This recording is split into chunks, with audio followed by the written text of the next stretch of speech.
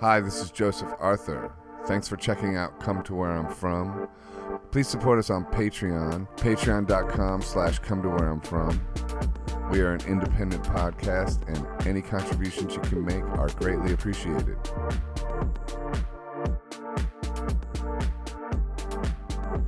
As the night went on, shit got better. Sometimes when they're too hands-on, they like overcompensate, like turning monitors off and on too much, or turning like that kind of thing. Yeah, no, for sure. I mean, and also just a little bit of weed and another drink helps. And then you're like, oh shit! It's like all of a sudden you're like playing the room. You know what I mean? Instead of like trying to like get your shit across, and instead you all of a sudden it's like everything, like you're not just playing your guitar and singing, you're like playing a space in between your the microphone and the way you hit the guitar, and you're playing the room, It's like surfing. It's like surfing. Too much effort, yeah, sometimes gets in your own way. Exactly, like you fucking finding suck. the flow. Yeah, you and then all of a sudden you're like, too much in your head and not in everything, not in the soul of it, or you not can't control it all on the wave too. And then sometimes you just like get out and just flowing, and you're just getting every wave, and you're in sync with the ocean. Whatever. Yeah, but thanks for coming. Yeah, man. Do you want to put? Yeah, I guess it will. Kind of helps. Is it okay? Well, yeah. Like playing the room. Yeah. Like, what do you got in your nose? Oh, I just blew my nose. I have a nosebleed. That's a great look, man. I told him I got an 8-ball. He said I have an 8-ball. What'd you do after the show last night, man? I wish I ran into you, man. 2 minutes ago. Sorry. Man. How are you feeling? You have a good night? Pretty good. Yeah, I didn't sleep that much. Okay. You have a late night? Not that late. I mean, I don't. I'm on the sober terrain right now. I don't drink or do anything. I just have CBD and okay, cool. And caffeine is my thing. Okay. Yeah. But so it's pretty good. Been doing good, but just up late going down rabbit holes. Like going out to spots and stuff like that? No. I just went to your spot. And then vicariously through you.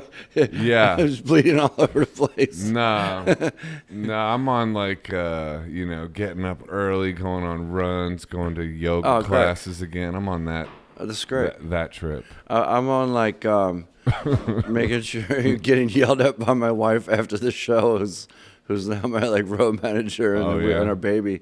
It's like every show starts the same way, and then it ends with me getting yelled at because wifey's ready to go home, and because we have a 1-year-old right that's at the show too. That's so is it your first I was kid? like, yeah, this is our first time back in New York City, and I was like, we're going out after the show. She's like, you're going fucking home. So I was like, all right, cool. We're Sounds going familiar. Home. We did. We went home. I ordered a cheeseburger. Yeah, you gotta pick your battles. I've had nights like that at City Winery though too, where it's like I have not been on the sober thing and I've partied my ass off there too. So I get that part too, and not that long ago either. But so is this your first kid, or is this new? No, actually. So Kelsey, my wife, she's pregnant with our third kid. Wow. And so I have a 19-year-old, Aiden, who's living with us right now. And then we have a 5-year-old, Lewis. Mm-hmm. He's up with my parents right now at the Cape. And then little Garrett, he's 1, he's with us. And then she's pregnant. She's due in July. So we got a little COVID baby. Congratulations, man. Thanks, man. They're all, and we know the baby's going to be a boy too. Another one. July when? July 8th. Wow. Is that what's your birthday? September 28th. Okay, close. Hey. I'm June 5th. Okay. Closer to my kid. So it's a little boy coming? Another boy, yeah. Wow. This guy. My wife. Straight boys, huh? Yeah, my wife's super positive person, but when we found out we were going to have another boy, it was a struggle for her because we both wanted a girl. But, we're over the moon. I'm over the moon still, but she got a little depressed just after finding out we're going to have another boy because she really wanted to have a girl. So right. It was, that was a struggle, but, now we're good and we're ready for the baby. So yeah. How do you like being a father? Oh man, it was It's great, man. Father again. Yeah. After 19 years. Yeah. Well, just a father in general. How do you like being a father? It's the greatest thing ever. Like when Aiden, my first son, was born, that was just kind of put I found it was like a real consolidator. Like, helped me kind of really focus in on life and my music. And, I think you spend a lot of your early, like, kind of coming of age years kind of wondering, who am I? How do I fit in? And, what's the world all about? And then, when you have a kid, it's like, because of the fact, you're forced to stop thinking about yourself, thinking about this little human coming into the world. It really helps you to actually focus on what you need to do to be your best. So yeah, that part of it's been wonderful, and then just the love, there's nothing like the love that that unconditional love that you have with your child. Yeah, I guess it makes you you're not the most important person in your own world anymore, right? And it focuses you on becoming a provider. I've heard they come with their own money. Wait, what? They come, really? They come, yeah. Because I just found out to give them all mine. Well, you just said that though, in a matter of speaking though, because like it motivates you on another level. Hence, they come with their own money because you become better at making money. Okay, yeah, no, to compensate. Exactly. I think is how I take that. Well, to your point, when things didn't work out with Aiden's mother and we split, I kind of made a pact to myself. I was like, well, look, because that was a really tough thing. Like, it's hard. Being like a breakup is bad, but when you break up with a kid, and then you have. If the courts get involved, blah blah, and then you got people telling you when and how much it's going to be to see your kid, and but I just made a pact to myself. I was like, whenever I don't have Aiden, I'm gonna grind, I'm gonna work, and that's what I did for, 15 years, just like, and it also too, I was like, all right, whenever I don't have Aiden and I'm not working, I'm gonna come down to New York City and party, you know what I mean? But like socializing it kind of in a weird way. It made me kind of like want to, when I didn't have the responsibility of being a dad, because I never really went out. I started going out more, but that led to like other relationships and maximize every aspect of your life. That's right. Essentially. Yes, thank you. Even the partying aspect. That's right. Even the good time aspects. Yeah. Like don't waste any opportunity because every moment is. Counts. Thank you. Yes, I feel that. Can I take you with me and you tell me what I'm trying to say? That's perfect. That's perfect. The interpreter. What Garrett was trying to say here is that I would still be like rambling around in a circle and trying to get to the fucking point, man. That's cool. So how long were you guys? And we'll go other places, but how long were you? Are we going to start the podcast? Yeah, we've started. I know. How long were you in the relationship when you split up with that? Because that is a tough thing to deal with when you have a kid. And how old was Aiden then? Yeah, Aiden was like 2.5. Okay. No, I'm sorry. He was just before he turned 2. And his mother and I had been together for, 3 years before he was born. So we were together about 5 or 6 years. Okay. And yeah, long story short, we don't have to go into. Yeah, we don't have to go into. It's all good now. I'm sure it's all good, and I don't mean to like. I'm not trying to dig for dirt or something. No, I'm just literally I'm just literally curious, just out of curiosity, asking for a friend. Yeah. Like, how did you deal with that whole thing? Like, did it, and it worked out fine, obviously, but like. Well, I mean, I kind of touched on it, but yeah, I mean. It's complicated. Well, no, I mean, just paying child support sucks. Right. And that's like and again, like I said, like the toughest part about breaking up when you have kids is, and we weren't married, so I don't know about the alimony thing. Right. But, and that's gotta really fucking suck. But, paying money that you can't control, that's hard. So stress, additional stress. Yeah, the best thing you can do if anyone's going through that is to take your emotional side out of it.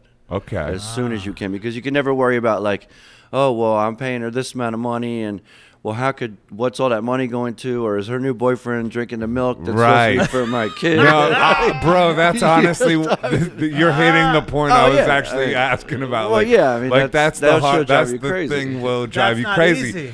That's hard. That's the hardest thing ever. But you, Is this dude around my kid? Like, is he Right. wiping my kid's ass, literally? right. Probably is. You know, I mean, the Yeah. kid needs his ass wiped. Right. But yeah, that's a hard thing. And again, like, I mean, Aiden's stepfather is a professional musician, Will Daly, and he and I are brothers. I mean, we're great friends. That's And nice. he's put so much love into Aiden's life. You know, Aiden's a young man now. Yeah. But still, we still talk like, you know, about Aiden's, you know, because it's Will's son too, you know. And you know what's wild is it actually, because like, okay, it focused you professionally, it focused your party skills, and it also sounds like it focused your spirituality, like to be able to arrive at this place where you can go like, okay, let me get my emotional self out of this, and it figured out a way for you to psychologically deal with all this thing, which grew you. Yeah. And again, this is, man, I'm past it now. Right, yeah. And when Aiden turned 18 and child support was done, Yeah. we were like, hallelujah. Like, I was like, I'm going to get a Tesla and name it Aiden. No, we didn't actually get a Tesla. That's funny, dude. And somehow, like, you know, of course, you know how finances Not are. yet. Not yet. You but- got a Tesla coming. Well, come on, baby. Come on, we both do. We both do. Hell yeah. All three of us do. Come on, man. All right. No, but you know, No, I mean, say- what are you gonna do? It's like all of a sudden the money opens up, and you think, "Oh, what are we gonna do with all this money?" But then you're like, Right. "Damn, I thought we had more money. What happened, man? Wait, what? I can tell you what to do with it. Oh yeah, but Put it in cryptocurrency, exactly. Bitcoin, Yo, Ethereum. Oh, I'm with it, man. So okay, so you grew up in Philly, right? Like Yeah. And did you have any brothers and sisters? Yeah, I have a younger sister, Jamie, Mm-hmm. and she's like my older sister. She's way more mature than me. Okay, well that makes But actually, sense. she works in the wine industry, and she worked with a guy named Daniel Jonas here in New York. Mm-hmm. So they throw a really big event called La Pole and La Fête. So these are two big wine Burgundy events, and then La Fête's a champagne event. But a lot of stuff. Did you talk to Michael Dorff about that at City Winery? It's like he must know about all that stuff. No, but I did leave with a couple cases. No, of we wine heard for all half about off. it. Oh, you did? Oh yeah, We're insiders. Well, we there. were trying to get we're a on couple the- cases for free, but we. No, we but heard look- all about it. Oh, what did you hear? Oh, we heard you were trying to get a couple cases for free, dude. Like these walls, course the I am, walls man. have What the ears, fuck, dude, dude? and people talk to us, man. We're like, we're insiders there. Right. Well, We heard all long of story it. short, is And then- we're happy to get a couple cases for half off, and because I said, well, okay, can we get a couple cases of wine? She goes, well, there's some wine right there. I said, well, there was 2 bottles of wine. I said, no, a couple Yeah. cases to go. Right. And she goes, well, okay, let me look into that. And then, so Kelsey, I'm like getting ready to go and say, did you find out about the wine? What's up with the wine? What's up with the wine? That's and why then- the first show sucked. You didn't get an No, answer that's yet on not the wine. No, but By the way, that's like $400 worth of wine. well, I know. So, FYI. look, we got. Is there no so, good wine out on the Cape? No, there is, but hey, now we can Hey, be but in New he's like, York and hey, enjoy the the winery. Give me the, Hey. give me a I Cape have a Cod sugge- enjoying I our got a city suggestion for winery you, though, memories right now. Yeah. Do your signature bottle. Yeah. Well, actually, I have. I'm sure you have, right? I have John Hammond's signature bottle. Or did we drink that? I don't know, but You could refill that one. yeah, well, I have John Hammond had a signature bottle. Actually, the first time we went to the City Winery was to go see his show, and so of course I had to buy the bottle of John Hammond one and get him to sign it. But yeah, I forgot we should have asked them to do that. They but- gave me a signature series. Oh, I have a shit, really? signature series right now, Nice. currently. Sweet. Currently. Well, I would have requested a case of that. Mine is nice. Okay. Oh, He has mine is nice. It's a artwork on it. Pinot Oh, no Noir. way, really? My artwork's Is all- this your artwork? Yeah, yeah. Oh, that's awesome. My artwork's over at there's a big art show at City Winery right now. Oh, no shit. Are you upstairs. serious? Yeah, yeah. Oh, cool. Tons of It's awesome, paintings, man. Sweet. So, so your sister, was she a musician as well, or were you a musical family, or No. what's the origin of your music and stuff, or what? Tell me about your young life. Yeah, no, not a musical family. Although my mother had a really small but formative record collection. And I discovered I was like one of the kind of kids that went through all my parents' shit constantly. Like Same here. the amount of time that we spent alone as kids, like when we were growing up, is unbelievable to think about where society is now. Because we live in Center City in Philly, which is nice, and but I was walking, whatever the 8 blocks to and from school, since I was 6 or 7 years old. Like I had my key to the house. I mean, if you saw like a 6 or 7-year-old walking down the street anywhere, you'd be like, "Oh my God, are you?" I mean, this is how it was back in the 70s and 80s. But everybody has to. But anyhow, yeah. But I would. So I was alone a lot in the house, and I would just be rummaging through the shit wherever. Did you find their drugs too, like I did? I did find I found like a plate with some white powder on it. And, I found some. I remember it tasted bitter. Oh, sorry. But I don't know what it was, man. I think it was just off sugar. There was nothing to do but rummage through. But hey, listen, it was the 70s and the 80s. It's like that was like But the record collection was great with Dr. John in the right place, the White Album, Donovan's greatest hits, like the Donovan, not my homie, the Donovan from the 60s, fucking Bob Marley, Rossman Vibrations, Willie and Waylon, John Denver, Carole King. Nice. Tapestry? No, like but the what was the George Harrison concert for Bangladesh? Yeah, I had that. That one. Four LPs. Yeah. With the booklet. Yeah. My dad had that. So like these records kind of, especially, and also Bob Dylan's Greatest Hits Volume 1. Yeah. So these records really kind of shaped who you are. Yeah, really. Yeah. And for instance, I'll never forget that first time you put on a Dr. John record, and that clav comes in on the right place. I mean, and as a little kid, it's like scary sound. Yeah. You know what I mean? Right. Yeah. Isn't it wild the way music hits you emotionally when you're that young? Yeah. It like hits you so hard. Yeah. It's like, wow. Yeah. You can't believe it. My parents had Jim Croce and the Four Tops. Okay. But it was enough. The Four Tops was enough. I was just like, what the hell is this? This like it made me want to do that. I was like, I need to do that. Like, I need to make somebody else feel the way that's making me feel. Yeah, I mean it's just a subconscious it's like a subconscious thing. It comes in you like a sponge, and then and then it calls to some of us. Yeah, it does. Other level. Yeah. On like some need. It kicks in a need on some of us. Yeah. Yeah. It's weird that. And then I don't know. Yeah, like what I don't even know like why I started writing songs. Because I started writing songs when I was like 15. Yeah. And I don't even because when we were kids there was no like YouTube, or there was no concept of like trying to like be like on. There was MTV, right? It was so big that it was so untouchable. There wasn't like kids these days like they could be like, oh, I'm gonna get a record deal. Like actually, I did songwriting sessions with this kid who's 13. His name's Noah Gibney, and he's 13 years old. Yeah. He's putting out a record. Like he's got CDs made. He's like, he's like, how can I promote this? I'm like, I don't know. You're 13. Like, and he probably knows better than you how he can promote it. Exactly, and he's really talented. Yeah. But I'm saying when we were a kid, it was like, you're not gonna make a record if you want to write a song. It's like it was for the future. Well, no, it was just like it was like a passion. It was like I'm not writing a song for any kind of like try to make success or like trying to make money or how's this going to help my career? It's like you're writing accessible. Well, it wasn't accessible. I composed young as well. You Not did? Even so. Yeah, but like I had this. Why?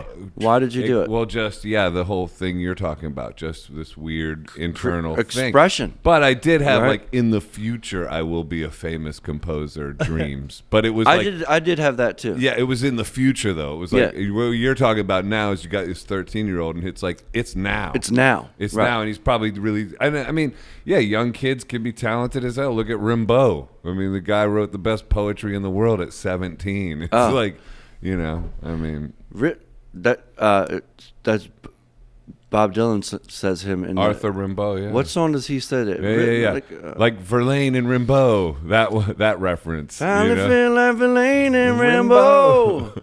Yeah. You're gonna make me lonesome when I go. Yeah, nice. Oh, man. You got it. Because I never read one of his poems. I'm gonna have to read it now. Oh, bro, you'll love it. It'll blow your mind. Okay. It'll blow your mind because particularly the fact that he was a kid. I mean, he was 16, 17. I guess he was like 17 when he like wrote what's it called? Rimbaud. I forget.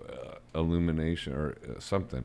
But I think Illumination. I'll look it up. Look it up. Thank you. Well, this is interesting because this is something that I really believe too. So like when you're that age, right? Yeah.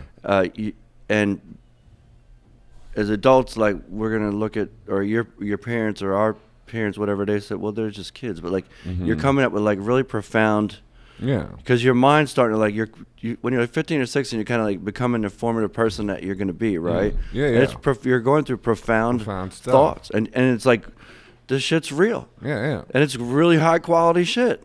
I think I was almost enlightened when I was like 20, 21, and then I was a total moron when I was like in my mid 30s. Exactly. Like I mean, an idiot. Okay. Like I'm talking about straight up idiot on every level, but like nearly enlightened back then. Yeah. You know, but like so life goes through phases and it's not linear. It's like you go through like I'm amazing all the way to I'm like practically like I'm a moron. Yeah, man. And then back again. Fuck. Exactly. Like when I was 20, I got my deal, and we made this amazing record, and it just set us up, and then it was just like I was lost. Oh, really? Well, no, I mean, no, it's like you spend a lot of years just like trying to figure out. Like I always had my career going, so that was like I was just grinding, but like who the fuck am I? And like, or even like what type of music am I trying to make? And that kept changing all the time, and I mean, it still does, but does.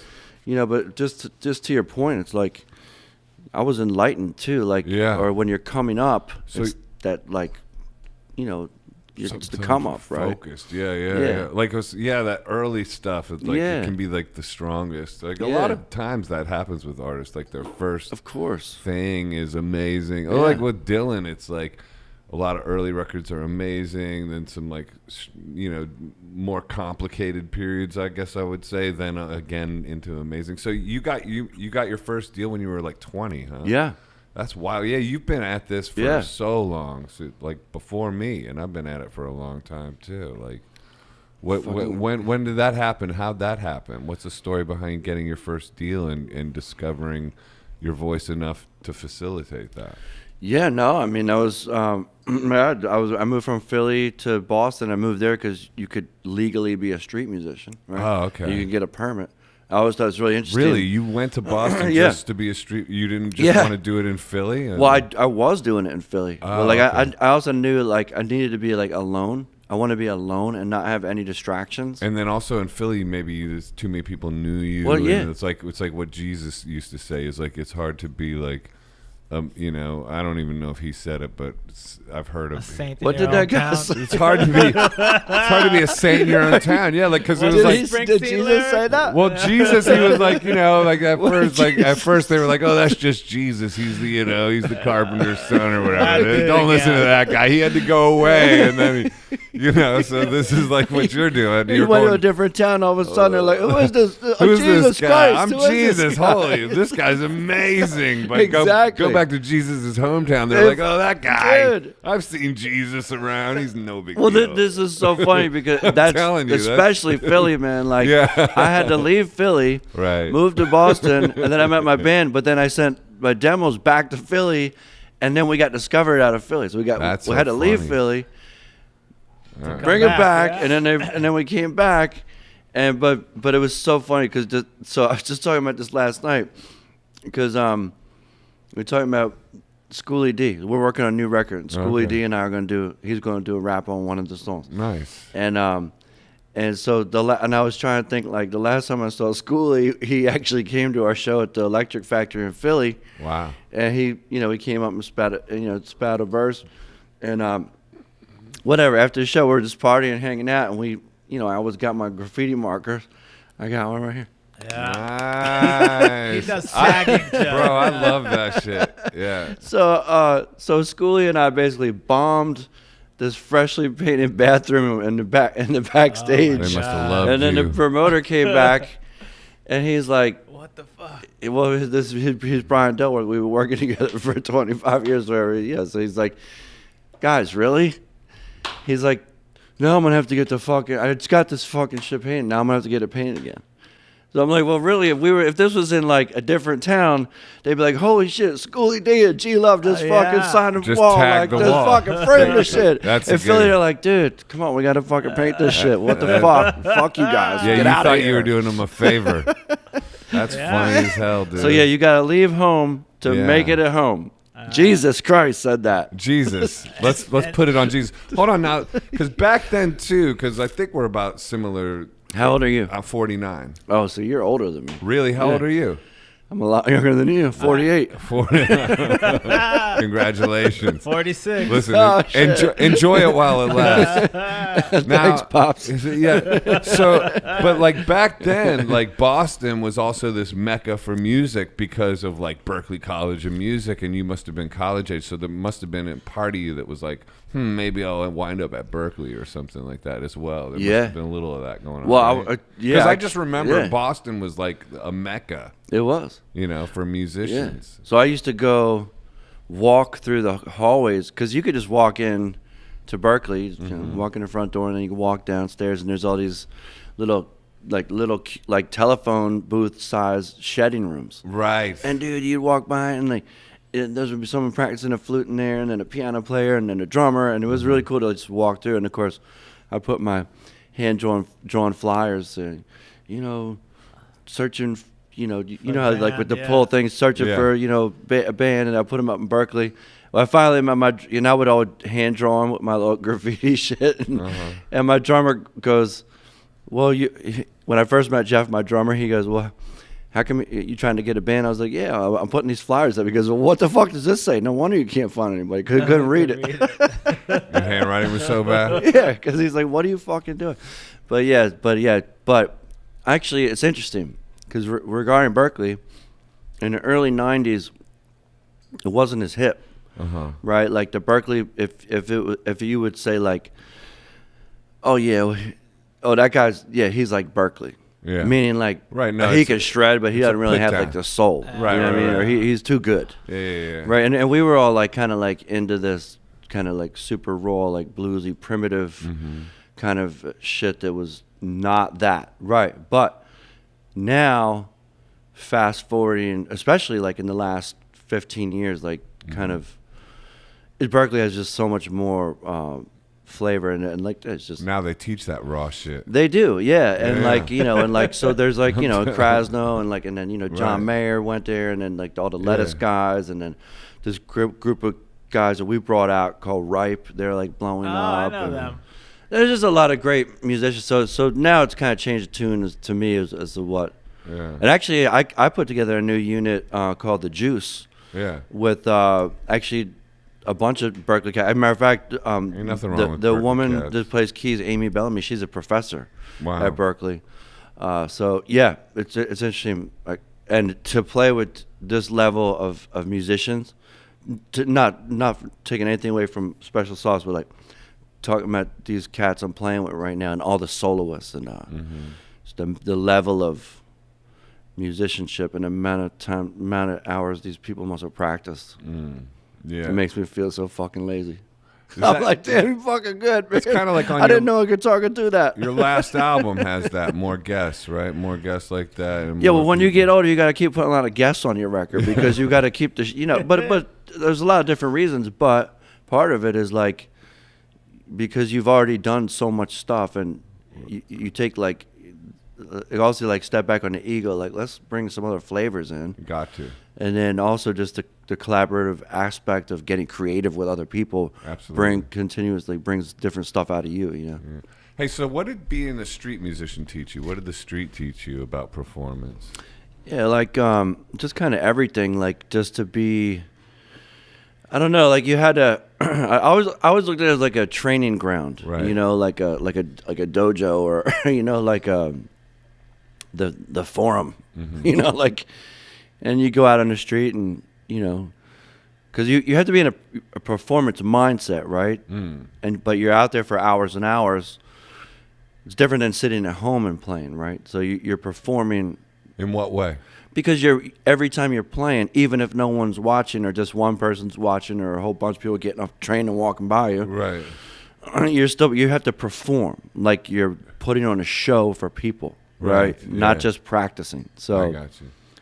I think it just made me able to perform anywhere and also be happy if anybody was watching me, because most of the time, especially in Boston, it was so competitive, and the sound, like, you know, I had like a little PV battery powered amp that had like 8 deep batteries, and everybody else had like Bose PAs, like, you know, with like 8 car batteries with like a stacks and shit. And it's like, dude, you can't compete. And then if you're not singing covers, or you're not like really great, like at the flute or something, then, you know, like I'm just out there like doing my shit, and people are like, "What the fuck is this?" You know what I mean? Right. That's a harder thing to do. Yeah. Like your own jams is like a dude. Yeah. Like, you know, A cover will make you stop. A cover, well, yeah, people like, know the I cover, know or like what you said, the flute maestro. That's just so impressive, especially for people walking by for like 5 minutes. Yeah, it's like the stop and just check it out for a second like, factor is more for like the crazy flute person or the cover person, less so for the original dude just playing his own jams. Yeah. It's easier for people to just walk away with some disdain, like, who do you think you are? Well, I mean, people don't. It's interesting because, you know, the way that people perceive like street performers, right? Yeah. A lot of people probably think they're homeless, Right? Or like I literally had like you know, like one of my little girlfriends I dated, like, had a summer thing when I was like 15, right? She walked by with a group of girlfriends. She's like, Garrett Dutton, is that you? That's funny. And her, you know, they're like college kids, and they're What and a her her girlfriend's like, Haley, step away from him, he's homeless. And I'm like, Really? Haley, wait, it's Garrett, man. You know, please talk to me. Did she walk away? Yeah. Really? Yes. That's so funny. It's weird because I'm actually like really curious about doing street performance now, and I have never really done it. But I've toured for many years and played all the venues and all that. But I'm kind of curious about it right now, and I don't really know why, other than I want to do it. I just got the cube thing. Oh, okay. I just got the cube street thing, and I got this foot drum thing, and I'm just like, who makes the Farmer? Oh yeah, Pete Farmer. And I think it's. I use that too, dude. I love that. I just use the tambourine pedal. I got the full kit. Really? Yeah, You dude, got skills on that shit? I'm getting them. I just did because I just did 3 city wineries. Oh, okay, and cool. the last No way. 2 I did with the Farmer foot drum. Sweet. And the first one was a bit like ropey, but it was good. Wow. But the second one, I was actually kind of kicking ass on the thing. Okay. Because it just gives it such a huge sound. It's like, you know, it's just like your guitar. So you're doing like the 2 feet one, and like I have the 9 pedal one. No way. Yeah, Oh, yeah, wow. yeah. It's Wow. like but it's He goes right in. wow. But dude, it's given me this whole huge new like lease on my whole thing. Like you can keep reinventing your thing, Right. And it's interesting the way like if you get out, like you push yourself out of your comfort zone, how the whole thing resets. So it's like, okay, so it's like we're both pushing 50 and been doing this for. Well, you're pushing it a little bit more than you. All right, bro, I got you. He's behind you pushing you, Joe. I'm picking up what you're putting down. But what I mean is, like, you know, like you know, it's interesting the way you can reinvent the thing. It just reset, like this musical journey can reset and be reinvented. Just like there's no end to how much enthusiasm can come with this thing. It's unbelievable. What about like, you know, it does it for, what about open tunings or changing the tunings? Same thing, right? Exactly. Yeah. So are you doing that, changing the tunings? And Yeah, stuff like that? I've been, but it's so funny. Like to your point, it's like, yeah, whenever you can kind of, like shit pushes you. Like I've been fucking with open. Well, I've been fucking with it for a while, but like Open C was like the last kind of new tuning I really started fucking with, and because Lead Belly uses it a lot. Okay, Open C. And I use it on my 12 string a lot. But and what are the strings? so it's low. So the E string goes to C. Okay. And then The A goes down to G. All the way down to C, huh? And then the D goes to C, and then G, and then the B goes up to C, and then the E stays the same.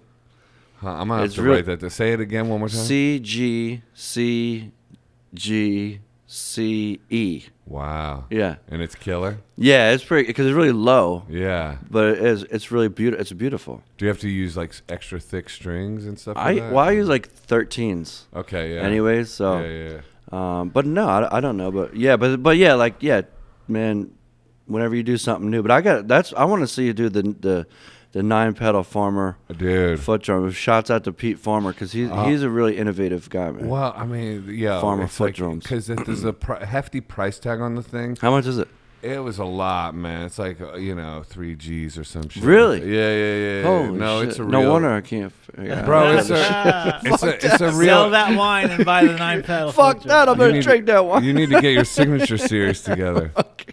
No, I've been working with him for a long time. But Joe also loops a lot and taps on his guitar, so that ties into what he does. But this is all live. Wow. This is all live now, so cool. it's like. But I mean, even with in looping, and I got the Nord drum as well. So sometimes I like sample the Nord drum. Wow. But like on this last couple gigs, I like looped on a couple songs. I could loop the Nord drum, and then like towards the end, kick in the Farmer. So it's almost like full production. Like loop, you got the like mechanical analog beat, and then all of a sudden you get the Peter Gabriel analog drum thing. That it's just still a one-man band vibe. Wow. So man, it's fun. It expands the thing in a big way. Now you're making me feel bad because like it's the looping thing is man, I never really figured it out. I'm so untechnical that there's so many people that do it now. It's almost like who cares? Yeah, but when I watch someone who can really do it well, it's like it's really something. But it's like, wow, man, you could right.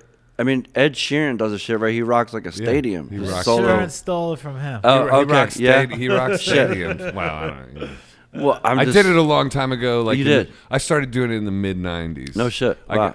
Because I was signed to Peter Gabriel's label back then, and so basically somebody back then gave me the idea to start doing it. And so we put together racks and we jam mans and started going. That's when I started opening up for like Ben Harper. We have people in common. Okay. Ben Harper and JP. I heard you talk about them. Oh yeah. I know those cats. And, I've been in a band with Ben for a while. Oh no way. Fistful of Mercy. Shit. Me, him, and Danny Harrison. No way. Yeah.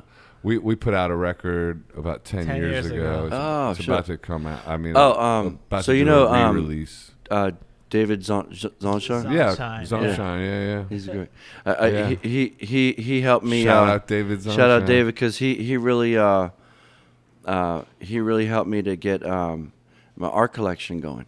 Right. Because they were kind of really early on the street art shit. Right. And I just loved it, and they just kind of influenced me. That gave me some Shepherd Ferry, right? Like, yeah. Well, actually, 2 kids that I babysat for from Avalon, New Jersey, the Ternowski brother, Michael Ternowski and Steven Ternowski, they have been working with Shepherd for, I don't know, like a long time now, but they basically run Obey, the clothing aspect of it. And you babysat them. I babysat them. What a strange Isn't that crazy? world. Yeah. Wow. It is a strange world. And basically they're you. like, it's like they run the shit. And so anyways, so I've known about Shepherd longer than I was, like collecting art and shit. And actually my parents, like, they went with the Ternowski's parents to Shepherd's first show in Philadelphia, where you could buy like, a Obey Shepherd Ferry canvas for like, $250, Wow.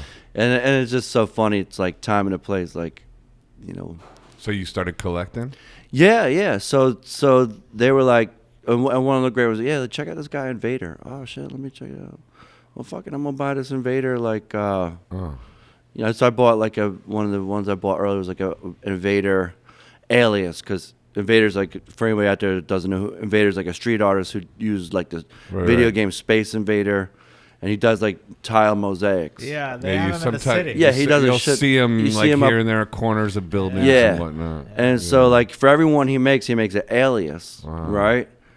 So if you removed it from a wall, it's not worth anything because it's just going to crumble, right? But he makes an alias. That's what you can own. That's like an NFT. that's like an early It is. NFT. It is. Are you So- on the NFT world? Yeah, a little bit. But so, yeah. So anyway, I bought that one for $7,000, and that's, that's worth like probably close to $100,000 now. That's so thanks, David. That's so amazing. So Zoneshine hooked you up? Well, yeah, he just said, check out these artists. Like, so I did, and I bought a couple pieces. Come on, Zoneshine. You could have told me. Come on, man. I probably wouldn't have listened. That's great, man. That's great. That's great that you're a collector. That's cool. Check out this artist, Joseph and you're a Harper. painter too, right? Like, Yeah. I mean, I don't just because like I've so much, just because like I've been always such a fan of. So like my art collection started like I would go down to Art Basel in Miami, which is the first week of December. I started going with there's an artist in New York, Greg Haberny, and then there was. So my manager was on 95 Horatio, right? Mm-hmm. And right around the corner, these guys, John Leo and David Kesting had a gallery.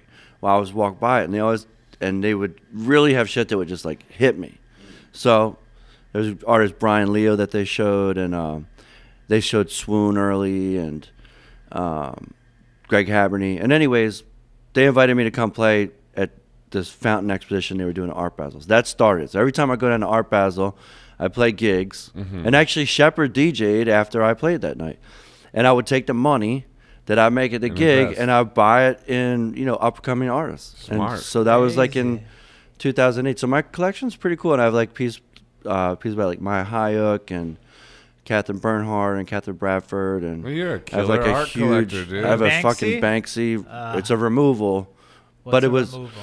well. So the Banksy, like most street artists, if their shit's removed like the a wall, Right. they're not going to authenticate it. got Especially Banksy and his organization, Pest Control, really set the bar for that. So if any shit from Banksy, like people go around trying to remove it and they Take find this it, whole sheetrock slab, you mean? that shit is never going to be authenticated. This piece that I have interest Can in, you still sell it if it's not authenticated? you can, because some people don't care, and Right. if you really know that it's like my piece is in his book, his self-published book, Wall and Peace, but it was an interior removal at the gallery he stayed at for his first LA show in the early 2000s. The gallery owner would put the artist up, at in his condo, and then Banksy had like 3 pieces in there, and when they restored the condo, they removed all these pieces, and I bought one at auction, and I didn't mean to, and I was like drunk in Mexico, and I was watching this auction. It was like $35,000. I was like, watch this, I'm gonna fuck with this shit up. Okay, $36,000, and it was like going once, going twice. No. Oh shit, honey, fuck. I was like, oh shit, man, I'm gonna be in big fucking trouble. So I have this Banksy, and it's like 8 feet. It's a wall. It's like 8 feet long. It weighs like 250. It weighs 250 pounds. It's been sitting in storage for 10 years. Okay, so now, this You wanna buy it? This brings up a good point. There's so much I want to get to, and none of this was on my radar that you even did this. But this is so interesting because this is like when people ask, like, what's up with NFTs? Why are they valuable? You're hitting on a huge point. It's because when you even collect art in the real world, like your Banksy, what and all painters know this, but a lot of people don't know this, and some collectors know this. It's a pain in the ass to like look after and store art. Like, so that's what's good about NFTs is that you put it all on your phone, and there's those valuable collectibles, So have you bought NFTs? I haven't, but I'm about to do an NFT drop in June. Oh, cool. I'm good friends with Citizen Cope, Clarence. Okay, and he's big in the NFT. He just did that major drop. Like, shout out to him. Like, we talked yesterday. $21,000 or something on it. Well, yeah, he got like tickets. 7.77 ETH. Right, so that's worth more like $30,000 now it's right probably, there. Yeah, that's right. Yeah. So I talked to him yesterday because Clarence is like one of my, he's great, one of my best friends too, and he's like, we're always trying to like one up each other, but So basically, like, so he called me one night and left a message. Yo, Garrett, man, you gotta call me back, man. I found something that's gonna change the fucking whole industry now for the He's artists. so up you know? on it. He's so up on it. So then I'm like, all right, well, Did he tell you to go to Clubhouse and get in the rooms? No. The NFT rooms in Clubhouse. Anyway, keep going. So he goes, call me back, man. All right, well, I spaced on calling him, and then whatever, like a week went by or whatever, and then I was reading about the NFTs, and then I was like, because I had been dabbling into crypto well before Clarence. And so the culprit. I just got him in on it. So I go, oh, what is it? And then I called Clarence. I was like, this must be what this motherfucker is talking about. So I called Clarence. I go, hey, man, were you talking about the NFTs? And so, oh, yeah. Well, I'm working on something. But, you know, he's act like it's top secret. He won't tell me exactly what he's doing. It's so weird. So I'm fucking with him. So then I said, well, fuck this. So then I go on Rarible.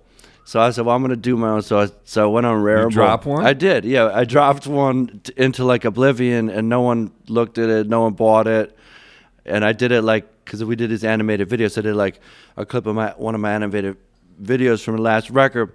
And so then I hit Clarence up.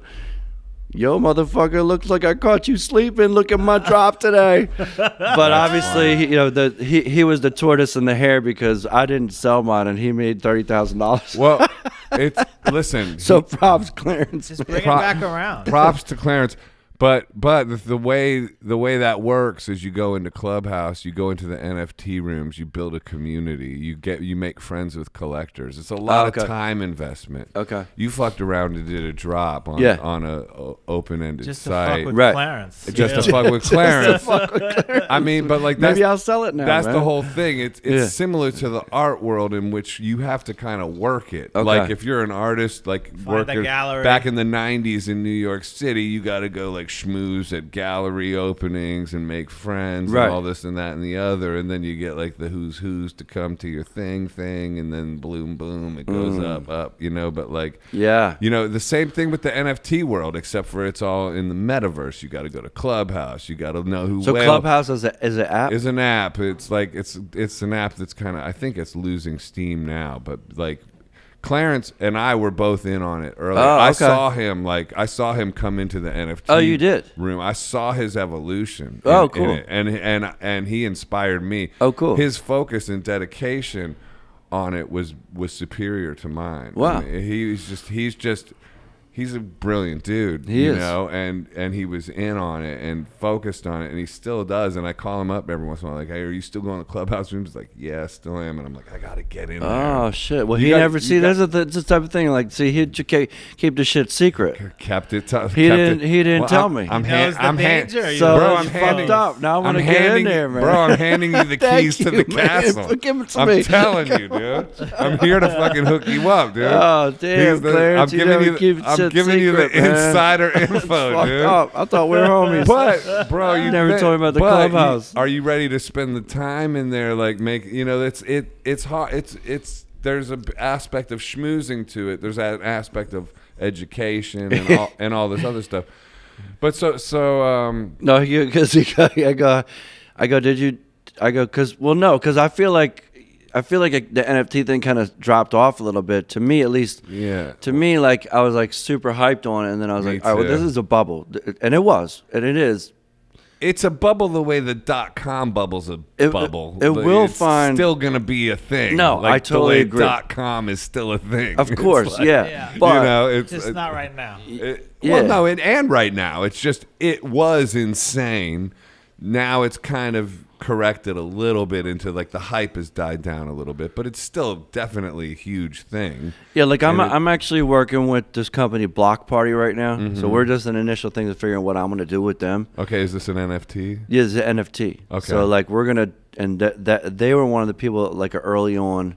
Mm-hmm. Block Party, their platform was early on, and they did one with this guy. Do you know this guy Scott Melker? Sounds familiar. Well, he has a Twitter called I've heard of Block Party too. The Wolf of All Streets is his Twitter handle. Nice. But his wife is crazy. Like he's my homie from Philly. Like he used to DJ, and I'd be like going to all his shows when I was off, and like hip hop DJ.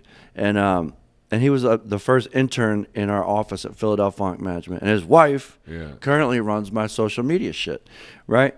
I didn't even fucking realize, this is like my homie, like I didn't even realize he's now one of the top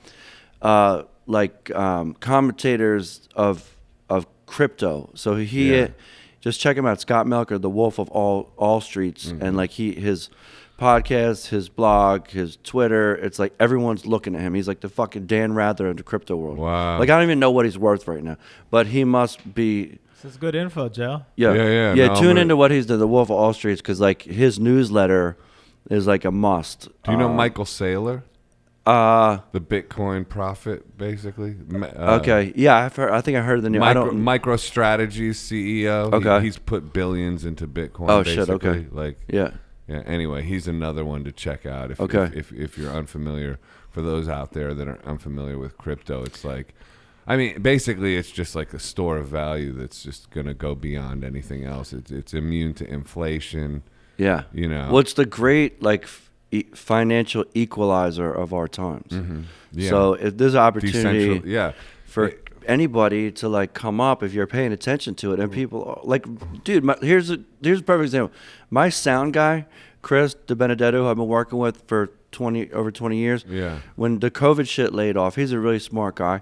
He fucking took some like online, crypto seminars. And he in June he invested $7,000 into the space, and his wallets are probably, he's probably working on over $1 million right now. Right. So he's not coming back on the road. If you're a sound guy, hit me up. That's crazy. No, he's like retired. He's like, I'm gonna buy an island. Yeah, it's true. It's people like, they sort of down talk it like, oh, environmental and this, that, and the other. It's like anything that provides people sort of a way of self-empowerment and freedom. I feel like goes under extreme criticism from some other angle like that. Of course. And I'm sure there's environmental concerns, but I think those are going to get resolved. Right, because the use of electricity to run the data mining, definitely. But then I've also heard like, how about like, let's go against using washing machines to wash clothes. Think of how much electricity washing machines take up. Yeah, well, just like if you're wash your clothes with a fucking, the washboard. With a washboard. If you're like that worried about electricity, let's end washing machines now. I don't use a dishwasher. You don't need. You don't. Me neither, dude. Really? I have one. It's because you live in New York City, man. I have one. I use it for storage. Yeah, I use it as a drying rack. Yeah. Wow. Man, I'm just the opposite. Whoa, whatever. Yeah, but like, like ADA Cordona is all about empowering. I just bought some on the way walking here. My buddy was like, "Yo, I just bought $1,000 at ADA. I just bought $100 walking." Bro, I got my wife. Bro, by the way, I got in on ADA at 34 cents. Oh, great. How you like me now? I love it. How you like me now? Ka-ching, ka-ching. How much is it did now? you buy a lot of it? $1.70. Yeah, I did. I went in because I knew about it early. Oh, okay, cool. But that's all, and also I liked what was behind it. I like it's rooted in Africa, and it's rooted in empowering Africa. And, oh, cool. That's the karma behind ADA. So it's like, not only is it a great investment, but it's also got good ethics behind it, and it's helping out a disenfranchised place to become like empowered. I didn't even know that. That's great to hear. It's rooted in Africa, man. Okay. That's what's one of the best things about it. This is a time when ADA is up 11.68%. It's like I got in on that shit when it was 34 cents. Ka-ching, how you like me now? How you like me now? Oh, see, I want to know what you put in. Cents. Did you put in $100, $1,000? I put $10,000 more. Really? Oh wow. No, not more than 10,000, but in between 100 and 10,000. Okay. So let's just say he put in 1,000. So if he put in 1,000, it's worth it's 180 right now. So more like a little bit more than that. It's It's like 50 grand. So he's basically, how much you fucking put in? $3,500 to put in. So Ka-ching, is that worth ka-ching, 50 G's now or 30 G's? Not or, quite. But it's up 20 to, G's. It's getting into that vibe. That's sick. I mean, no, like, it's intense. It's intense. It's like I mean, so like, dude, like, only thing is like just like kicking yourself because why didn't I? You know, I was looking at crypto. You know, I had my Coinbase account when Bitcoin sunk back down to 2,000 after, you know, why didn't I buy like, you know, $20,000 worth of Bitcoin then? Well, because it seemed like it was pretty low then, and what the fuck, you know. But it's just like anything else. It's like, well, oh, you lived in New York City during the 80s? Well, why didn't you buy a Warhol? Warhol, a whole building. Why did you buy a why did you buy a building? The whole block. That's what I tell people now too, like in terms of Bitcoin. Like I've been telling him, I tell him all the time, and he's finally getting in on it. But it's like, you're not too late. It's not. It's not. I'm telling the same thing. Everyone thinks that it's too late. Dude. It's like, no, dude. Bitcoin. Here's the deal. Right now, dude, we're the same person. We are very similar. But so Bitcoin's like what? Almost 60 G's right now. Yeah, 58. It's gonna be worth $1 million a coin. And then it's gonna be worth more than $1 million a coin. Actually, 57. That's what's gonna happen, dude. It's financial energy that's like nothing like any that we've ever seen. It's going to completely swallow up the market cap of gold and everything else because it's superior. It's a superior store of value. It's not a bubble. It's immune to inflation. You can move billions and billions of dollars in milliseconds from one side of the world to the other, and we've never seen anything like that before. What's your password again? Take another sip of that water. No, look over there. So let's go back to your first. Let's go back to your first album. We got to go back to music. Why? Fuck the music business. We fuck this. I you know, want to right? make some money, man? Fuck the music business. It's true, man. It's weird. Music business is just a fucking hobby. Right, it's a hobby. Glorified hobby. It's a hobby. Well, no, it's funny because my wife and I were just like, we bought a lottery ticket. I was like, guys, check the fucking Mega Millions. We're driving up from Philly. Dude, I get Mega Millions sometimes. Like, look at that. So I was check the Mega Millions. We might be turning around. She goes, wait a minute. If we got won the lottery, you turn around, you wouldn't do the gig. I say it'd be my last gig ever. No, I say we'll go do the gig, man. I love to play, gigs are man. fun. I It's love fun, to play. right? Yeah, I mean, but and, you know, back to like that that 13-year-old boy I was talking about who's putting his record out. Mm-hmm. You want some advice? Just fucking go to school and like, you know, play music as a fucking hobby. Yeah. Well, no, I mean, I say that jokingly, but also seriously because, you know. Especially now, dude. Like the chances of like coming up and like trying to make a living off of playing music. I mean, you don't make any. Unless you could get a live thing going. But what else is there to do? I don't know. And bro, like buy crypto. Bro, but you could buy crypto while you're doing the music thing. Well, then you'd be smart. Then you'd be smart, which most musicians aren't. I'm going to push back on you a little bit on that because back when we were coming up, you could make money. You had to fucking, excuse my French, you had to make a demo cassette, right, and send it off to like 40 different labels that don't accept unsolicited material. Like there was no way. Right. Or you made a demo and you got it out to like 5 of your friends and then sent it to a bunch of record companies that didn't want to hear from you. Right. So that was your reach. Explain that to the listeners. That like the unsolicited demo. It means you couldn't just send a tape to, you know, Michael Kaplan at Epic Records. You had to have a manager or an entertainment lawyer. Yeah, you had to have that would send it on your behalf. Oh yeah. They would not take it unless it was coming from. Does not. And how do you meet that person? Like that's what I'm saying. The music industry was like light years away from. It was crazy. I went to like the A&R guy. No. And you know how many cassettes I got back with the stamp that says "Do not accept unsolicited materials." Really? And they were unopened. But they had to, if it went through the proper channels, they had to reply like legally with a fucking letter. Mm-hmm. So I still have a bunch of the rejection letters. Wow. From like TVT Records, we like the music, but you'd have to change the band. But we're not signing anybody anyhow. Find a new singer. But that's my point. Like nowadays, your 13-year-old. We like your music, but we don't like your personality. Your 13-year-old friend, he has the chance to put his stuff up on YouTube. If he's really really good, he can get discovered. He can build a base of thousands relatively easily if he's talented. And at the same time, he can start thinking about minting some NFTs. I mean, and I'm not even joking. No, like because that will be a huge revenue stream for him if he builds a little bit of a base. And the more and more these things become like real situations that that aren't so. Like sequestered to people who just know about Clubhouse and shit like that. Right.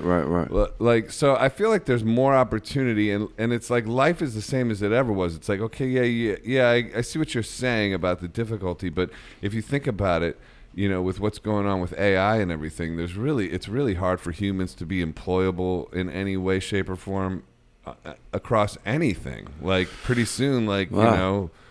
Restaurants are going to get overtaken by like AI and all, things like it's like, can I take your order, please? No, and I mean like truck drivers. Scan a QR code, the menu comes up and you order. Right, the truck drivers it's going to be all like robot trucks and stuff. So in a weird way, on Wolverine. Yeah, exactly, or what Blade Runner or whatever. But like. So in a weird way, I feel like the creative arts are going to be almost like a smart place for you to actually exist in, because everywhere else you're going to be replaceable. Yeah, I mean, no, it's true. I mean, it's true. So, but back to when you were 20 and you got your record deal. How did that happen? Now that we're talking about that. I mean, it was, I was playing in Harvard Square, right? And then I would stop in. Remember, they used to have these things called record stores? Yeah. Wait, what? There was this store. It had a yellow and a red sign. Tower. It was called Tower Records. Never heard of it. Dude, that used to be like when you got your fucking picture on the side of Tower. Remember when that was like a viral video? Oh, my God. Remember when you got your like record on the side of Tower? And that was like the best thing that could happen. Anyway. I think that maybe it happened once. I don't know. But I think it happened for you more than once. I think I've seen a couple. Really? I think I remember, because I'm like, oh, why did that guy get that? I'll never forget walking into Tower Records on South Street in Philadelphia, and I walked in, and our first record had just dropped, and it was like the whole it was amazing placement. It was like the whole fucking first bin was like all the CD with my face. I looked at it, I walked out of the store, I was like, what the fuck is that shit? I remember I had a similar thing happen to me. Oh, my God. Second album, I walked into one in New York City, and I had like walking right into Tower, and it was like up front thing. No way. Yeah, dude, like its own case. How did you feel about it? Like $1 million. Because I was like embarrassed. I felt fun. I just remember feeling like I literally like left. It bugged me out. I felt good about it. Yeah, good for you. Because also I had already put out a record. Okay. And got the opposite of that. Why isn't my record even in the store? Okay, I went through that. Okay, I had that after that. So I had already. I had it after that as well. Okay, but I also had it before that. Okay. Yeah.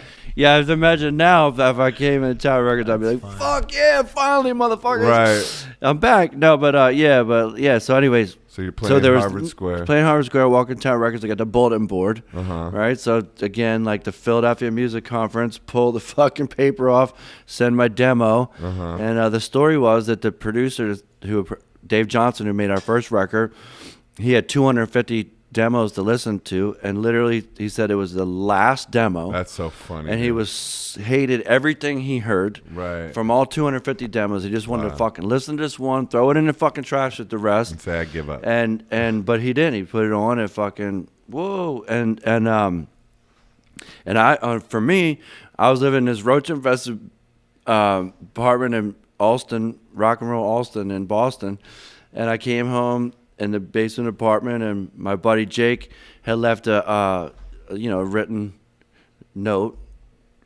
Dave Johnson from Studio 4 Rough House Records called. I love this song Fresh Lila. Thinks it's a hit. You're going to Philly.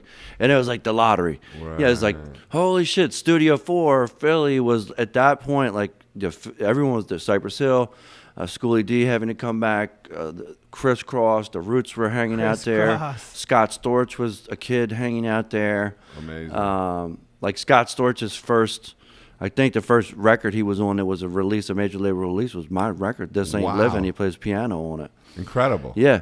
And so it was crazy. And then we got invited to come down. And we came down, and the plan was that we were going to play this place called Revival, for the Philadelphia Music Conference, and then the next day we're going to go in the studio.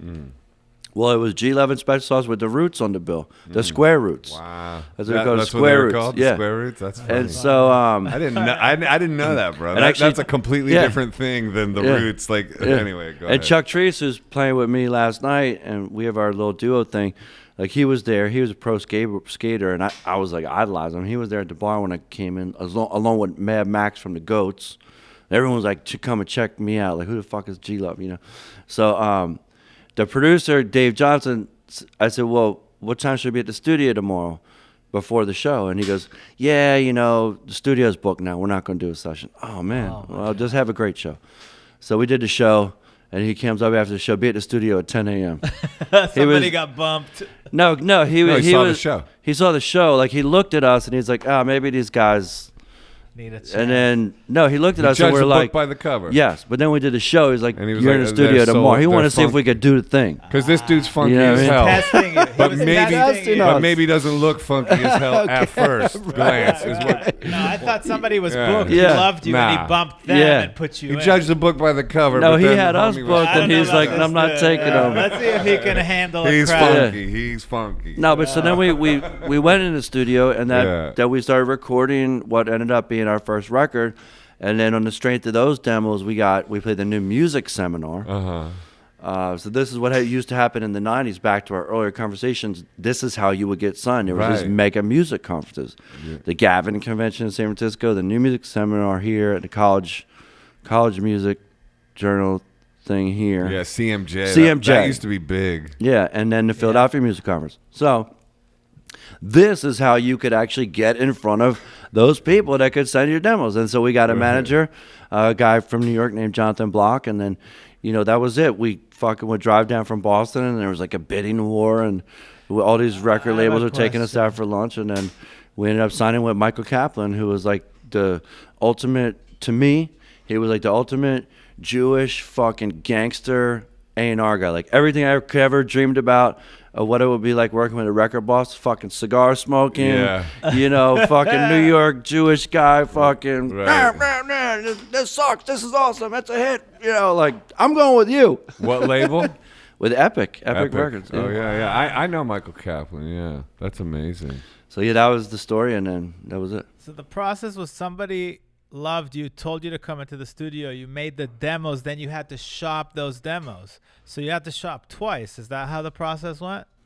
Like, we made demos in Boston, and then we went to like a proper, so then we got discovered, and the guy who discovered us is a producer, right? So he have us in the studio, and then it was like, we're making a record. And then you shopped that to the label. And then we shopped that. So we had like the record like halfway down. Although we were just, I don't know whether we thought it was going to be a record or not, but it was. Yeah. I mean, we had that intent though. How did it do when it came out? Did it do pretty well? Our first record sold like it got to a point where it was selling like probably the most it ever sold in a week was probably like 3,000 copies. Like, after our first hit on the Conan O'Brien show. Wow. That was the first time we had like a spike. Yeah. But then it settled into selling 1,000 records a week, and did that for like, till people stopped buying records. Right. So then, like, 10 years later or whatever, Still it went gold. It. Well, no, not now. It's not, but it, Right, but it ended up selling like over 800,000 copies. That's incredible. Wow. But we didn't know, like, at the time, we didn't know that we had a hit record. We just were in a van crisscrossing the country, like, playing sold out shows and just trying to hang on, and going to Europe and going to Australia. Yeah, and it was Byron like a Bay vicious, and all that. it was like a vicious fucking nonstop circle and cycle. Like, tour around the world. You got to get to all these markets. Now you got to do it again. Now make a record. Now go do it again. Yeah. 25 fucking years. Tell me about like the scene that you were involved in with Jack Johnson and Ben Harper and Byron Bay and all that kind of stuff. Like, and you actually discovered Jack Johnson, right? Yeah. So Ben was we first started touring in Europe. You see that first Ben Harper poster, and then everyone was talking about Ben. Ben Harper. Oh my God, dude! You know, I blew up in France, so Okay. I know the whole Ben Harper. Have you heard of Ben Harper? Dude, I opened up for Ben Harper at Bercy in Paris in front of 17,000 Wow! people. No way. By myself. Wow. Yeah. It's crazy. Anyway, Ben Harper. Ben Harper. So yeah, so Ben. So we're like crisscrossing. We're crisscrossing, and of course we heard of each other, and then of course like. I'll never forget it. Like, we get booked to play the Byron Bay Blues Fest. Incredible. And I'm fucking walking back into the parking lot of the hotel. And there's Ben Harper, and he goes, "Gee!" And we were like, we never met each other. And we like run across the parking lot, give each other a big hug. Yeah. And then that was kind of the start of our, friendship. And he said, "Hey, man, he wanted to do something." And I was blown away because I had already, actually, rewind. So the first time I actually did meet him, I had like a fangirl moment. Right. We were all playing this Laguna Seca Days in Monterey. And I had tripped out on acid the night before. So I was like wide open. And we played our set. We played our set the next day, and whatever. We're like it was like us and then Michael Franti and Spearhead, and then Ben Harper. So then, I'll never forget though the first time you saw Ben Harper, and then he came out and hit with Voodoo Child, and it was like when he was just like it was the whole band Innocent Criminal. Everything was just like so fucking over, just crazy intense, and like started with Voodoo Child. They played like all their own hits. They played like Sexual Healing. It was like the most insane. I was just blown away. I was floored. I was so inspired. I was like in awe. And I ran after the show. I went backstage and kind of waited till no one was around. And I ran back in his tent. And I was like, I just had to tell you, man, like that was the most amazing thing I said. Then I ran away. So then when I saw him a couple years later in Byron Bay, we gave each other a hug. He's like, "Dude, you came back and you didn't tell me. I knew it was you, but you just ran away." And I was like, "Oh, man." So I still have that kind of awe for Ben, but but then, so whatever. We toured after that because he said, "Like, come on a tour," and so we toured, and then and then some years went by, and then a surfing buddy of mine from Avalon, New Jersey, Scott Sowens, who grew up with the Ternowskis from the Obey, right? He became a surf and skate photographer and was working with the Malloy brothers, who Emmett Malloy, one of the things he does is manage Jack, blah, blah, blah. And Scott was like, "Yo, you got to meet this kid, Jack Johnson. He's got this song, Rodeo Clowns. I think you should hear it. Can we come out of the studio?" "Oh, yeah, come on." We went for a surf at Topanga. We traded songs. Jack's playing his first record. I'm like, this kid's... What is this? Is so effortless, and like Jack's songs were just like, I'm just watching this kid. I'm like, I felt like all my songs sucked. Why? Well, just because his sense of like melody and the lyrics, so thoughtful, and the hooks, and it was natural. It was effortless. It was just him, but it was something unique.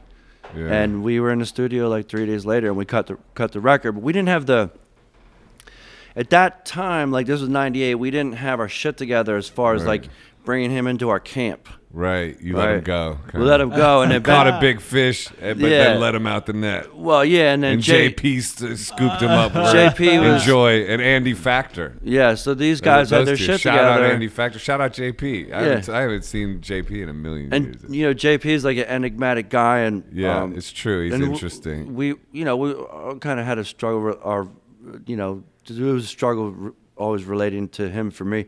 I mean, we're friends, and like he almost produced my record, but especially when I was a kid, like he's a really highly intelligent guy. He's intimidating. Yeah, and he said some stuff to me over the years that kind of hurt. What did he say? Well, no, like he like there was always this thing like, it was unbelievable because once Jack hit, it was again, it was like holy shit, like this guy was like a kid, and now he's like one of the world's biggest largest artists. And like I was right there and helped him, and my career's honestly going down, and his shit's like. And I'll never forget, we came off the stage at Berkeley, and it was like Jack and I and JP was right there, and Mikey Scott Sowen's brother ended up working for Brushfire for JP, and JP like looks over at me in front of everybody and goes like, "You're jealous. You're jealous of Jack." And to me, it was like, and of course I was. Yeah, like, duh. Why wouldn't you be? Like, look, he just made I've been grinding for like 10 years, and he just came and like, yeah, dude. I was jealous. By the way, bro, everybody was jealous. Everybody, bro. I wasn't even close to that proximity, and homie was jealous too, bro. But I was also like a main support figure for Jack, and always like have both things can be possible. Both things coexist. But of course, I was jealous, bro. We're human beings. I mean? Okay, we're vast. We contain multitudes. You can be jealous and happy for someone at the same time. Yes, you can have a side of you that's real happy for somebody and genuinely so. Yeah. And you sometimes have to push yourself towards that. You have to appeal to your better nature. But your little dumb shitty nature's up here too, going like, well, why isn't this me, damn it? Thanks, Joe. That's called being a human being, bro. Like, so yeah, so JP like picked on you because he knew that shit. Come on, JP. If you were here right now, what would you say? He'd be laughing. He'd be laughing. He'd probably say, "But yeah, he was." He'd be laughing, but he'd be like, he'd probably no, for real. You know what he'd probably say? He'd probably say, "Hey, I was just fucking with you, dude." Oh, okay. He might say that. But when you're in that mix, and we're joking about it, but there's something to that. It's actually a soul hit. It really is. And because too, I've been a lifelong artist too, and I've had people like open up for me, and like what you were talking about with the Ed Sheeran thing. Like I started looping long before that. All of a sudden, homies playing stadium. Right. It's like that kind of thing. Yeah, that probably really pissed you off when I said that. I mean, no, I'm used to it. Are you jealous?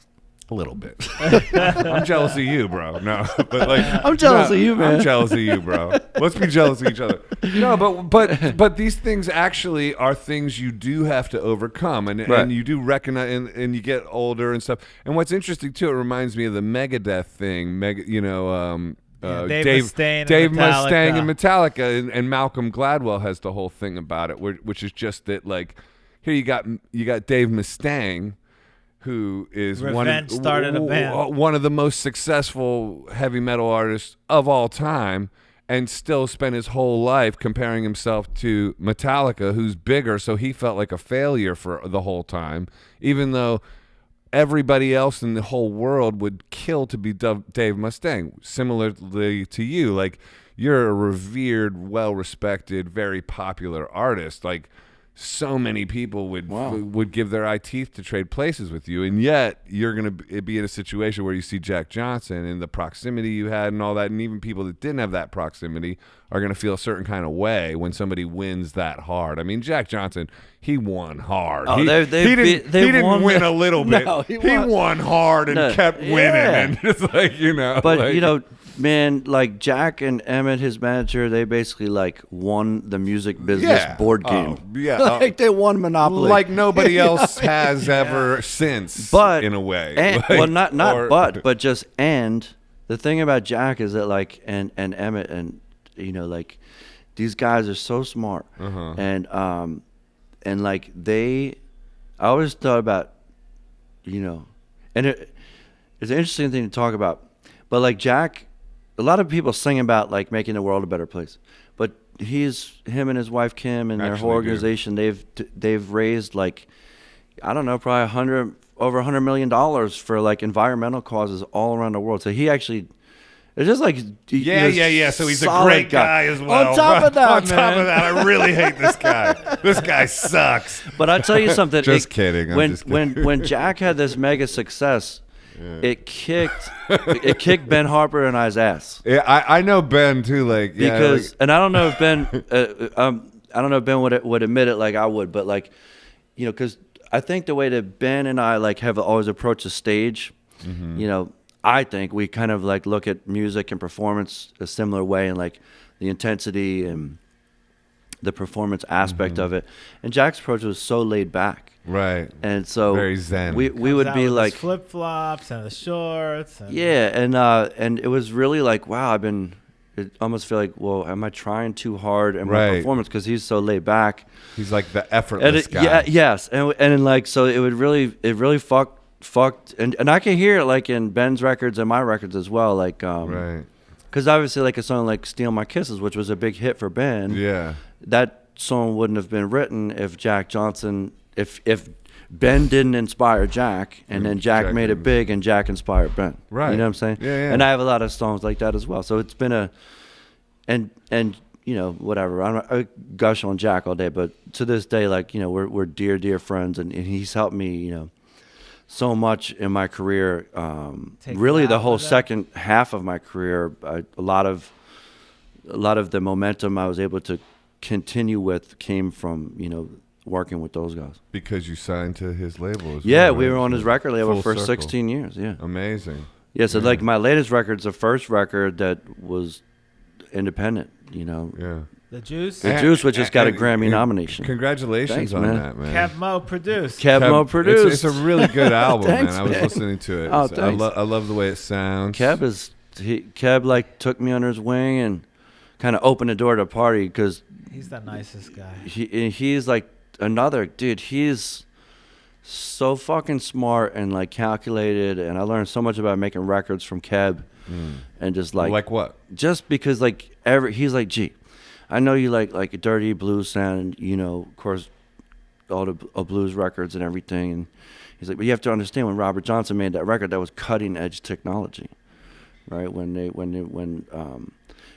Alan Lomax was recording Leadbelly, that was cutting edge recording situation. Yeah. So when I make my blues records, I want it to sound cutting edge. Like I want my blues record to have the same, you know, sonic quality and songwriting thoughtfulness as like a Beyonce record or whoever is a top pop star. So the way that he builds a record from the ground up is like a hip hop record, even though it's a blues record. And he's, you know, a 68-year-old guy, or how old Kev is, and you know, he's running Pro Tools, and he fucking makes beats on a fucking MP3 or whatever. Yeah, like he's making like a hip hop record. Yeah. And like every lyric on every tune and every fucking note, and he's like, no, you can't play that chord, or like play it like this, and he'll be like, no, see how you got mastered it, like, no, you're hitting that one string. That one string's, you're not hitting that one string. You're not strumming that one string properly. Or like if there's a melody, like I had this melody in the song "Drinking One," and he's like, no, just change it up. Or he'd be like, look, you know what on the one is, G?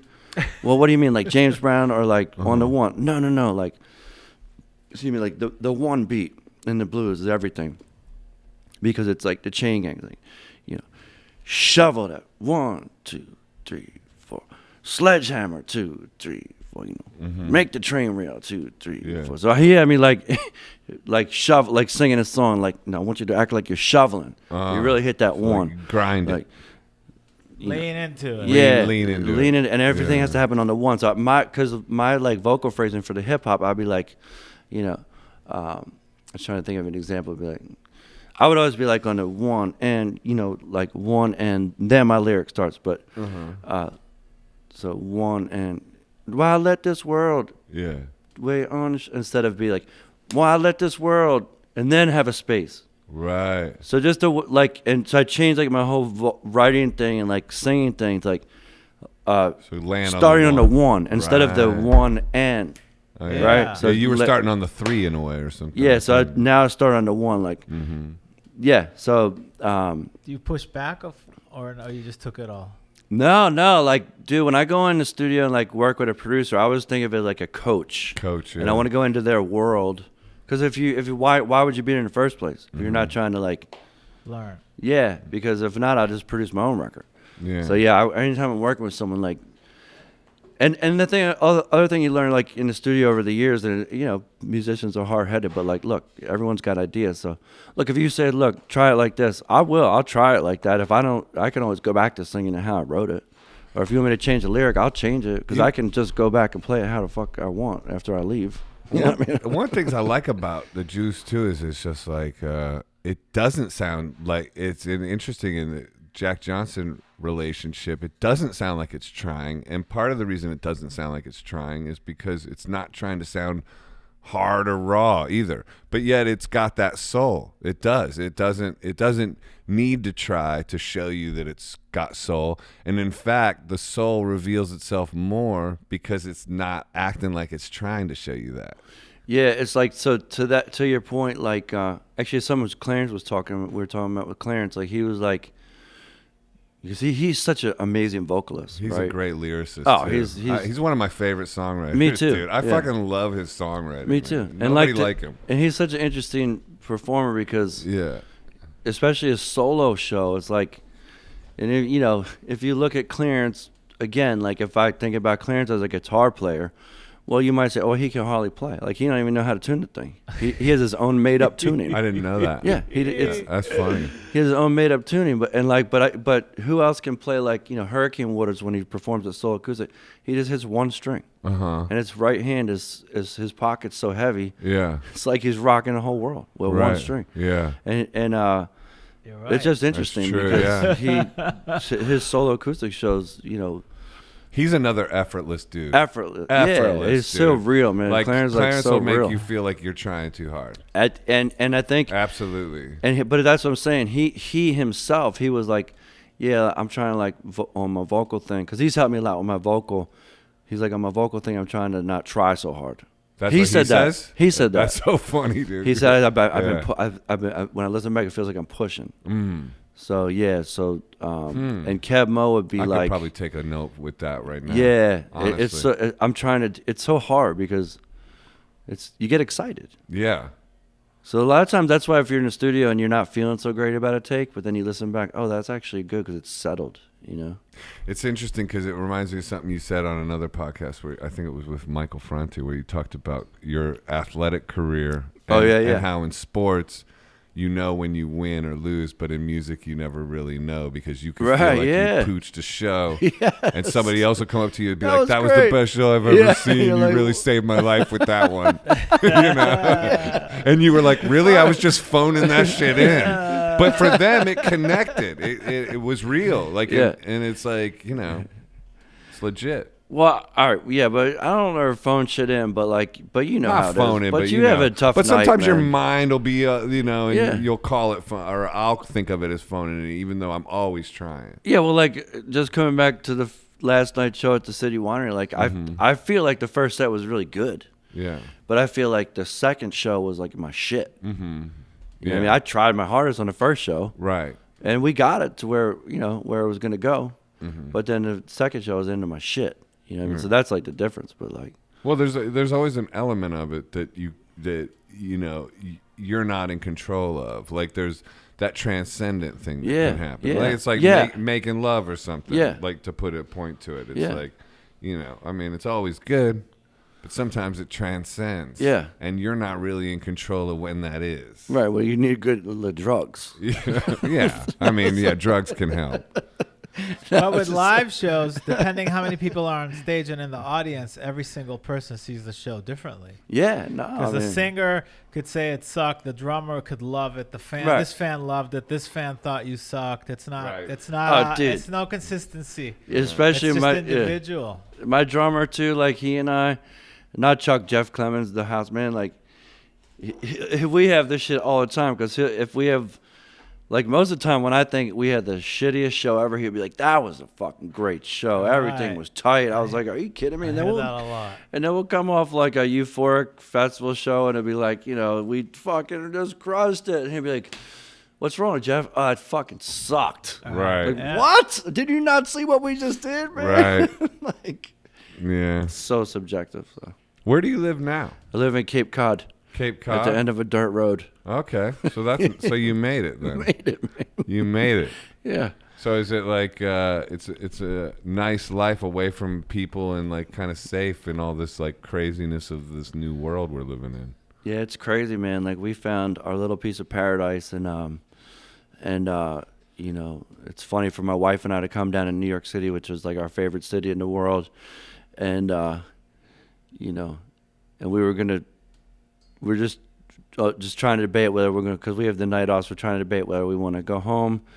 My 5-year-old's with his grandparents, or whether we want to stay one more night in the city. And I think we're going to just enjoy the whole day. And one then more night. I know, but I'm just, No. no, I mean, just, I don't know. We want to get, wake up tomorrow at the hotel, and then, or wake up tomorrow. So we love New York, but just like, but we live in this place, and it's a schlep and a half down here. there's no one around, especially during the pandemic, especially in Cape Cod in the wintertime. Like, I'll be like outside just naked, like, hello. Do you love it? Do you love it? It's great, man. Sounds like bliss. It is, man. I want to get out of New York, dude. Oh yeah, we're like, there's no one around us. I want to escape like this. Yeah. How did you ever live in the city or anything like I that? lived in the city my whole life, in either Philly or Boston. And then, so how did you escape to Cape Cod? How'd you find that? Yeah, like when Aiden graduated high school, well, we had already had our house at the Cape by then, and we just sold our house in Boston, and we're just like, fuck it. When I'm not on the road, I want to be here, man. And now taking Lewis to preschool is like, the traffic on the twos. Oh, a turkey crossed the road. Oh, there's no cars. No one's here, man. Like, my life is like opposite everyone. I get off the plane at Logan or whatever, and I'm driving down to Cape, and if it's Sunday, people are coming back to the city, and then, or if it's a wintertime, see me, I'm driving down to Cape, and there's no one. There's like, there's no car. Like, there's no one on the highway. It's like, there's nothing happening. Like, and then I'm like, what am I doing? And then I'm like, oh yeah, this is cool. We got chickens and dogs and goats and kids. You're gonna survive the madness. I grow weed. I fucking grow a garden. I fucking go clamming. I go fishing. Too. Like, you can pretty much like live off the land up there for real. Bro, you might need to with the way this stuff is going. Look, you're dialed in, man. You got it figured out, dude. You got crypto. I don't have a lot of crypto. Okay, but you got crypto. I got a little bit. You got a little crypto. You got a farm. I mean, are you kidding me? You're like, I got apples, peaches, plums, fucking pears, fucking weed, arugula, beans, corn, grow fucking potatoes, chickens. Wow. You got any room for people to come up with tents? Yeah, we do. Asking for a friend, like literally. Because what's next for you, man? Like, so are you on tour now, or like, are you just starting to play live shows again? Have you been off? Have you been doing live streams? What's been the story? We've since June. March through June, everything was online, and then we got a call to play a graduation party for 7 people in Orleans, where we live. So we said, should we do this? All right, well, we'll go do it. So we did it, and and then we started doing. I hooked up with Bose, so I'm like a Bose ambassador now. Nice. And we have this amazing PA. Now you're the one with the nice Bose PA. Yeah, the Bose L32 Pro. Yeah, the L32 Pro with the S2 sub. Yes. Can I get what do you call it? Artist price? Yeah. Okay, cool. Yeah. I'm gonna really ask you about that. Yeah, no, for real. And we're looking for sponsors for the pod, so if Bose wants Oh yeah, to. okay. Yeah. But they're great, man. And but anyhow, the PA. So long story short, I haven't battery operated. Like it. Well, it.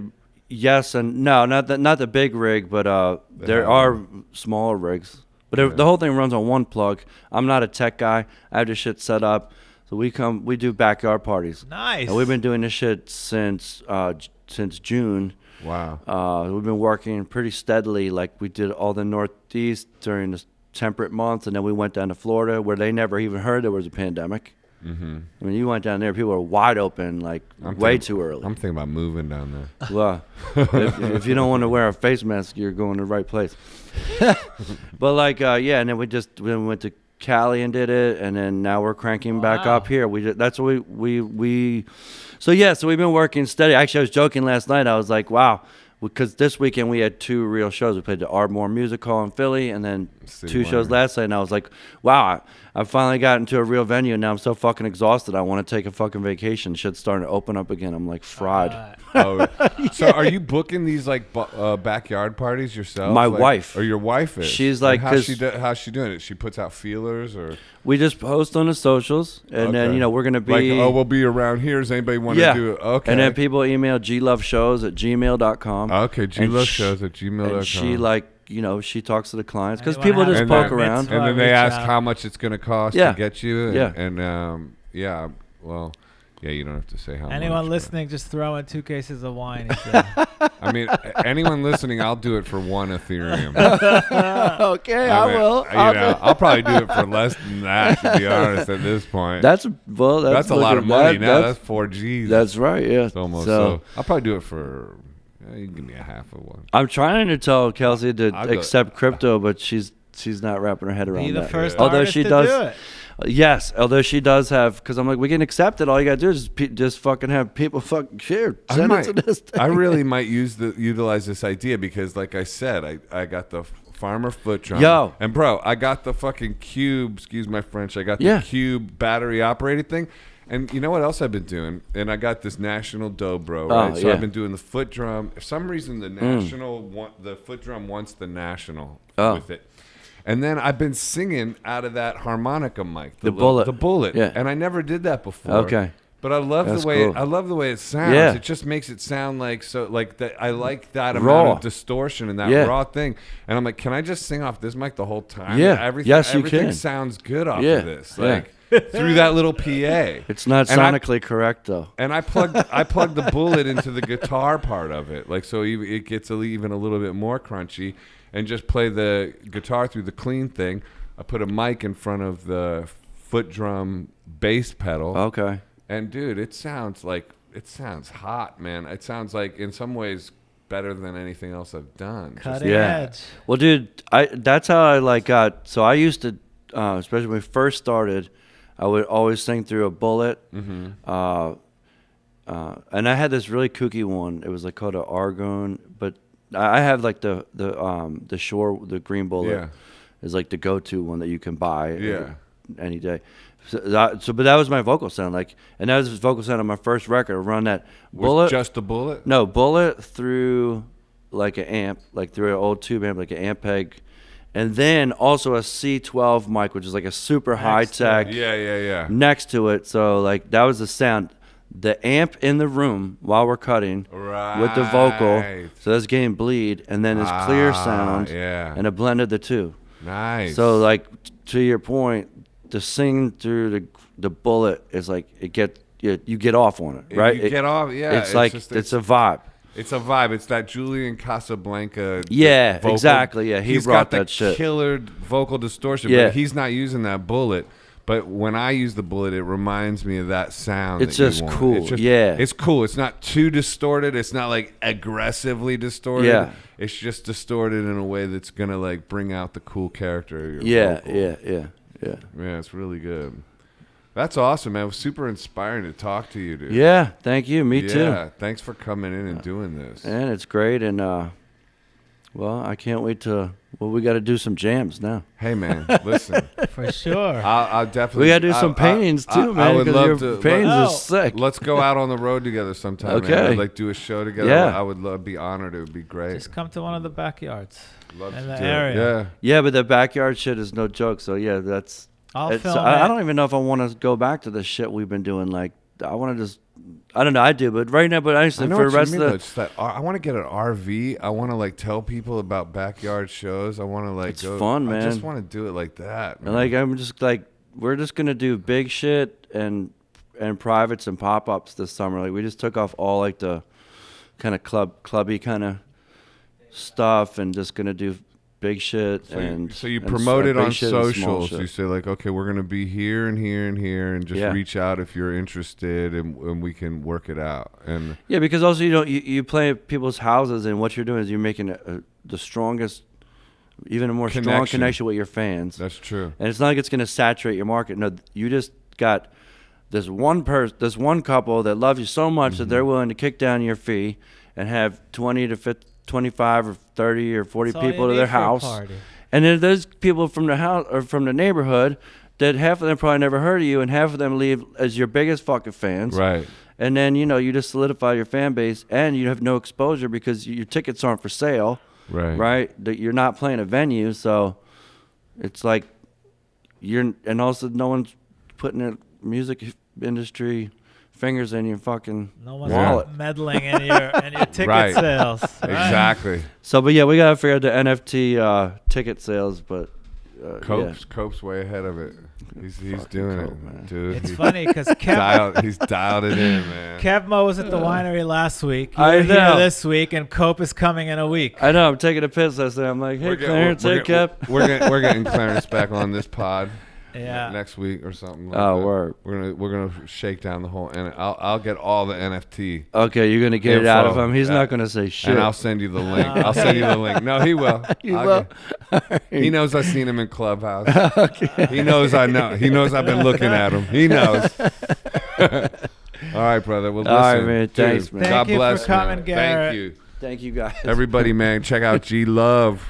And The Juice. The Juice is a great album, and your Instagram is at Philly. At Philly G Love, and then at G Love on Twitter, G Love and Special Sauce on Facebook, and Philadelphonic.com.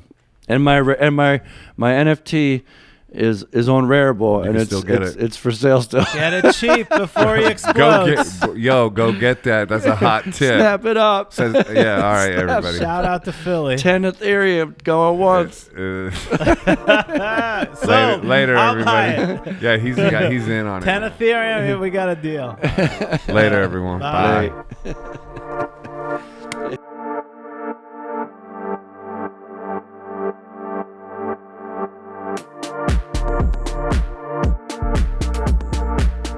Hi, this is Joseph Arthur. Thanks for checking out Come to Where I'm From. Please support us on Patreon, patreon.com/come to where I'm from. We are an independent podcast, and any contributions you can make are greatly appreciated.